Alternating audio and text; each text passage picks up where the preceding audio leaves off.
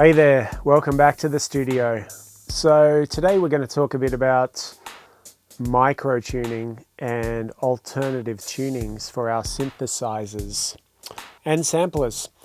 I get often asked about this because I've been working in creating music in mostly 432 tunings, but other tunings as well now for over a decade actually. It was 2010 where I first discovered and decided to explore micro tuning as an option. So let's just dive into a session here and have a little play around, and I'll tell you a little bit about my journey. So in 2010 I was exploring a little bit about frequency and the effect of sound on the body. And I came across the work of this guy here, Derek Scott Van Heerden. So Derek, shout outs to you, Derek, is an epic human being who's devoted a lot of time and brain power into figuring out a lot of deep stuff about frequency. It's a really, really epic book, this one. I have a physical copy of it too, laying around the house because it's just filled with so much knowledge. Brainwave entrainment, harmonic BPM, goes into different scales, and you can read this forever and still discover new stuff. It's an amazing place to start if you're interested in sound healing, frequencies, tuning, any of that stuff. This chart here is an example of frequencies. Well, this is the frequencies of notes in an equal temperament chart. Equal temperament is the standard Western tuning. I'm not going to get into any debates about whether the Nazis created it or if it's a tool to enslave humanity. So when I discovered 432, I started to pitch my instruments down, and when we pitch equal temperament scale down by 32 cents or 8 hertz, we get the 432 equal temperament scale. And I used this for a period of time. I played around with 424, 444, pitching it up. I played around with different ideas of just tuning my whole frequency spectrum up and down a little bit relative to an equal temperament scale. After more exploration and experimentation, I discovered that the magic actually happens when we leave equal temperament altogether. And I'll tell you why. The reason is because we have a hertz frequency value here that, as you can see, is very mathematically messy. We have a whole number when we hit A, right? But if you notice, in hertz frequency values, it's only the A's that are a whole number, which means that when two notes press together, unless they're A with another A, the resulting harmonics that happen as a result of those two frequencies overlapping is always going to be random, abstract, and chaotic. There are some great videos online that show this example visually, the difference between taking a scale that's in equal temperament and showing the cymatics or the oscilloscope of what that looks like, and then comparing it to a harmonic scale where the mathematical numbers are whole and the relationship creates more geometry and not as much noise or fuzziness or anxiety. So on a deep molecular level, all these frequencies are going through our body, and in the same way that if we take a cup of water and we put it on a speaker and we can see the frequencies in the water, the cymatics, the same thing is happening to the water in our bodies. The frequencies are going through our bodies and affecting the geometry of the water molecules in our body. When we have an equal temperament tuning where there's all these random infinite decimals, the overlapping of notes is going to create a lot of fuzzy, messy, distorted frequency relationships that go through the body. So on a very subtle level, you could say this would be perceived as maybe anxiety. I tell you, after 10 years, I can feel the difference between A440 and A432, just as a slight change in the feeling of it. But I can't really sit there and do a double blind test and say, oh yeah, that music makes me more anxious than that music. But I can tell a difference if it's just a chord played in a harmonic tuning as opposed to the same chord played in an equal temperament tuning. I'll give you an example on a synthesizer at the end of this to show you or let you feel the difference, because it's actually quite dramatic. So I discovered that just tuning to 432 wasn't enough. I wanted to start exploring harmonic tuning to create mathematical relationships in the frequencies that created beautiful geometry instead of fuzzy randomness. I'm very visual in the way that I experience music. So for me, yeah, I always do my best to visualize the way that these things are interrelating in the world of frequency, and I imagine it as geometry. So the idea was to leave equal temperament altogether. And thanks to Derek and his book, I was able to do that. And he got me onto a tuning by a woman called Maria Renold. And she created this tuning called the Scale of Fifths, or the Circle of Fifths. There's actually an entire book on Amazon devoted to it. I bought a copy of this book. It's super dense. I've gone through probably a third of it. There's a few interesting things. I mean, her journey to get to this tuning, which is right here, it was a combination of years and years and years of testing different tunings, and also years and years and years of reading literature from the past. She discovered that Rudolf Steiner, who is an absolute legend and visionary for his time, was talking about the importance of 432 Hertz tuning over 100 years ago. So Maria Reynolds, in her book, she has a section where she talks about an experiment she did over a number of years, where she did about, I think it was about 2,000 sessions roughly, where she did a double blind test between a piece of music played by an orchestra in A440 equal temperament, and then the exact same piece of music played by an orchestra tuned to her tuning here, the Maria Reynolds Scale of Fifths. In 2,000 tests, roughly, she had, remember these are double blinds, so people don't know which is which, she had a 98%, more than 98% success rate for people preferring the 432 Hertz harmonic tuning that she'd created here. She basically set out to create a harmonic tuning that doesn't require retuning of instruments for each scale. So let's just talk a little bit about one other thing that's actually, if we're looking for harmonics, there's one thing that is more powerful than this. So in Logic, we can, get a fixed tuning. We can add our Maria Reynolds scale in here, and then that will tune all of Logic's instruments to that scale. We can also, change it to 432 if we want to. But yeah, what I want to talk about now is harmonic tuning, which is this her mode tuning here.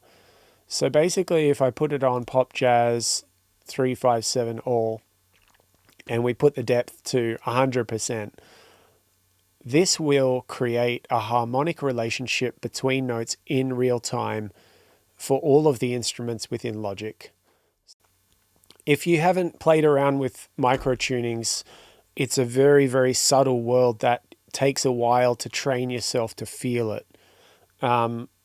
Yeah, it's like anything. Like if you're a wine taster who can taste in a single sip of wine the year, the region, the type of grape, the type of soil, the amount of rain that happened that season in 1969 in, that valley, in that wine region. A wine taster can taste all of that from a single sip of wine and know all of those things about that wine. And that has happened through practice, training, and attuning the body and the senses to all those tiny little details within the taste. So the same thing is with this tuning here. When we first start to use it, we're like, is that even doing anything? I don't know. But the idea is that the more we play with it, the more we feel the difference, especially the difference just between 440 and dipping it down to 432. At first, it's like just a tiny little thing that you can notice, but after a while, if I load up an instrument now in 440, it's like, whoa, that's so bright. It feels so different because 10 years of 432, that's just what I feel the vibe of that. It feels deeper, it feels warmer, and that's what excites me. So her mode tuning is awesome. If we could have her mode tuning across every single instrument, I would probably use that, I reckon, because it just goes mathematically harmonic as possible all the time. So cool, that's basically that. Now the next step here is I'm going to just quickly take you through a simple tuning of some instruments, because obviously we want to play around with tuning. So how do we do it? Well, fortunately, in this day and age, most synthesizers have a tuning thing built in. With the Yuhi synths, which I absolutely love and use all the time, we have a tuning table here. I just loaded Maria Reynolds into the folder on the hard drive so it shows up here. And I just click this and it loads it in, and I hit, well, let's go without it. It's a little bit distorted. And turn it on. Yeah, you can hear it just dips it down a bit. The great thing about their synths is you can lock parameters. So we can lock that, and then I save that as my default. So every time I load the synth up, it's tuned in my favorite tuning, ready to go. It's locked, so when I change presets, it's not going to change the tuning. That's awesome. Serum is very similar. We have a tuning file thing here. So there's our very bright and jovial Equal Temperament, and then we can load in Maria Reynolds.tun, and it's just a little lower. We can feel that. We can lock it as well, which is great. Cool, so that's Serum, super easy. Contact, we'll do that last, or we'll do it second last. Omnisphere, again, really easy. I loaded my tuning files into the folder in the hard drive. There we go. If we go to Western. Oh, that's right. With some of them, you actually have to tune. It'll tune the notes, the value of the notes, but the actual tuning itself, you have to dip it down to 432 to make it relative, like that. So yeah, that's Omnisphere. Super easy, super awesome. And yeah, like, play around with these. Look at all these tunings. Arabic, you're writing a Middle Eastern style song. Play around with some of these. They're super weird. And And they're weird because, you know, a lot of us have not grown up in Turkey or, you know, in Kazakhstan or wherever, you know, we haven't grown up in the Middle East.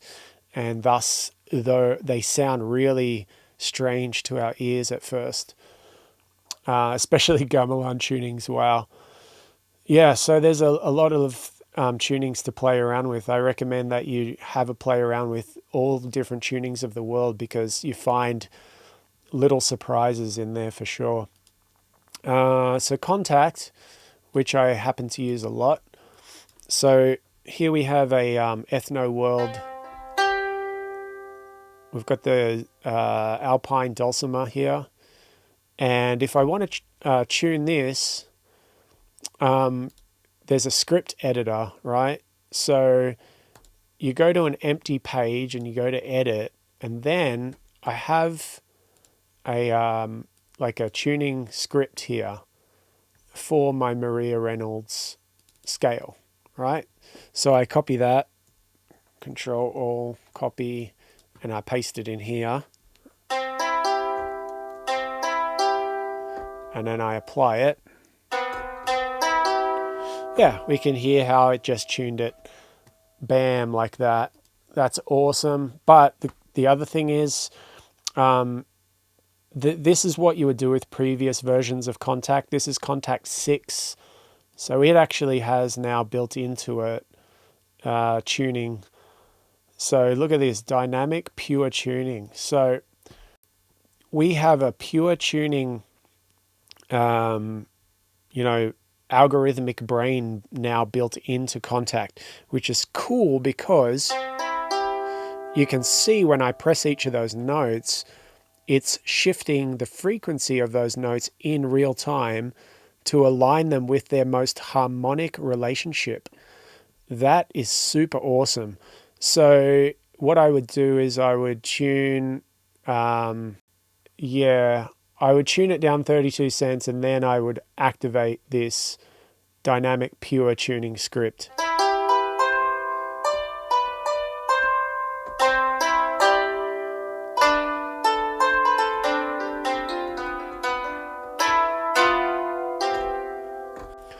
Yeah, so really, really cool because now we're getting different harmonic relationships that are as harmonic as possible. So we're going to get, really nice emotion from the music. This is something I relate this to. If melody is the gateway to emotion, then a harmonic melody is tuning the architecture, the geometry of the frequencies to access that emotion deeper. If you have a dissonant equal temperament scale, there's a lot of fuzz and it's not going to hit the emotion body as deep as something that's harmonically tuned. And of course, the fuzziness has its own, distortion has its own pleasure to it. It's not about getting the least distorted music possible. For me, it's about starting from a place of purity and then adding the dissonance on top of that where I want it, rather than just having everything dissonant at its core and then adding more dissonance on top. For me, it's about, starting with that harmonic purity at the core and then adding whatever I want on top of that. So that's Contact. And finally we have Arturia. So the latest version of Arturia, which this is not, they've added micro tuning in for some of their instruments. They're using a company called Odd Sound, and Odd Sound are creating a sort of a MIDI tuning device that you load in to your channel. So if you were to load it in Logic, it would go in the MIDI effects here. And then you can load the tuning into that device and then it will tune instruments that it talks to. And because the company is endorsed and has something to do with Aphex Twin, it has a lot of popularity and it's getting more and more developers investing in that technology. So we'll start to see more devices tunable through odd sound.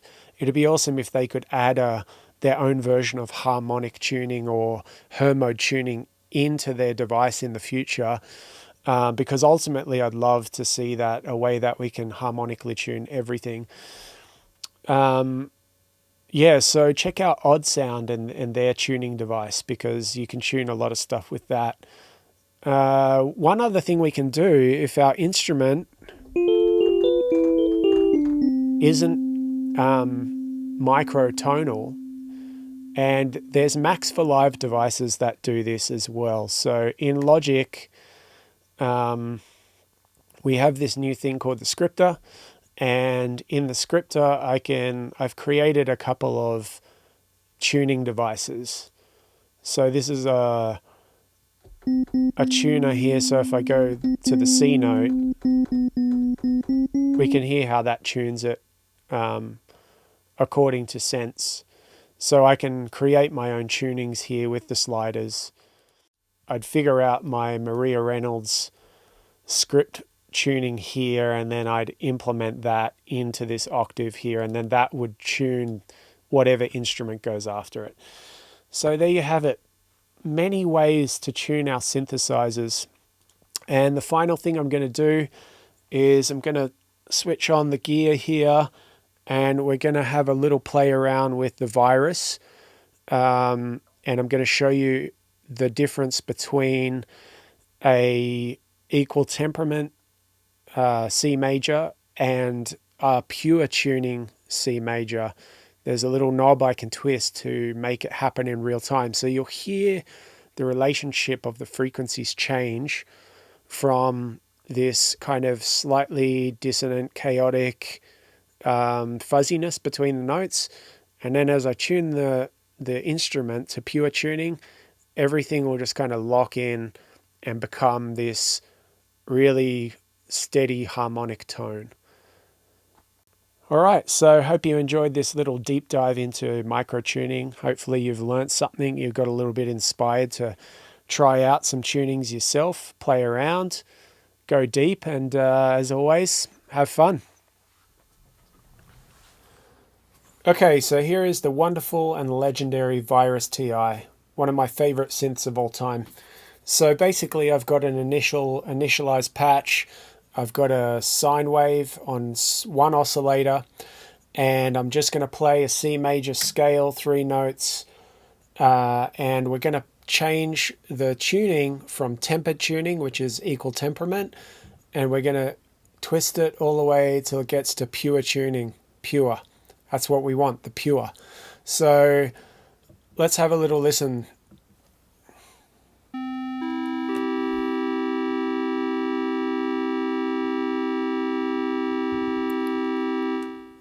So you can hear how we get, when we're in tempered tuning, there's a little bit of like anxiety in the relationships of the notes, but when we go over to pure tuning, you can hear how it harmonizes and creates more of a steady tone. So let's dip it down an octave and have a listen a little lower, because usually we can hear it a little better.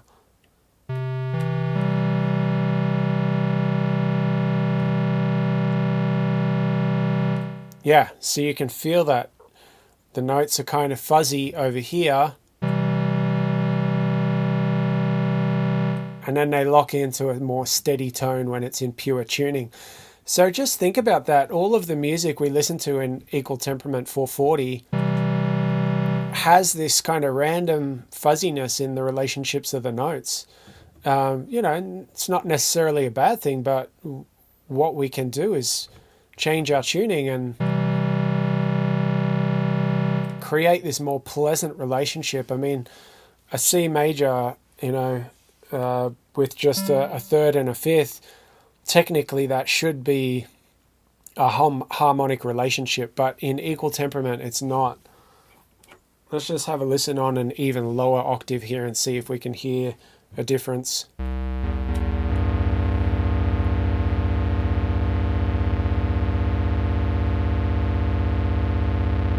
yeah, there we go. So we'll go back from pure to equal temperament.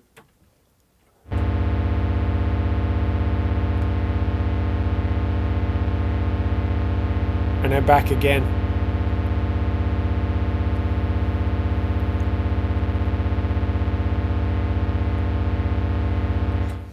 So both of these experiences have, their own character to them. So, of course, they're both relevant, but ultimately, it is how do you want your emotion to be accessed in the body? Do you want it to be through a random approximation of infinite decimal places, which creates a subtle, fuzzy anxiety in all of your note relationships? Or do you want a pure, tuned, harmonically sound relationship in your notes?